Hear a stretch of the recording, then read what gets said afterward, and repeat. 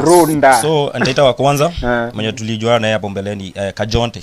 Okay. Wende nilijua back in 2022 ikiisha. Then akaanza kuwa serious 2023 maybe 2024. So ndiye huyu. Ni mrefu sana.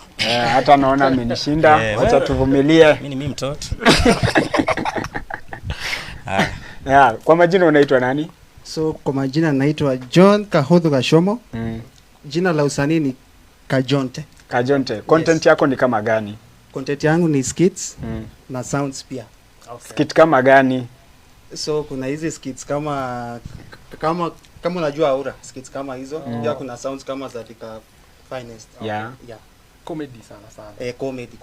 Vitu za kubamba wasee, msaki wana very long day. Kama umewachwa. Ama sina hata kuna lebo yake hapo. Lebo yangu pia.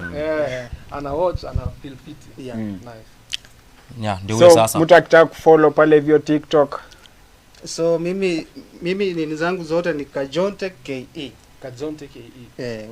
Ukitaka hapo. That is on Facebook, Instagram, TikTok. Kila mahali mimi niko, mimi napenya kila mahali. Nice. So pia ni content creator.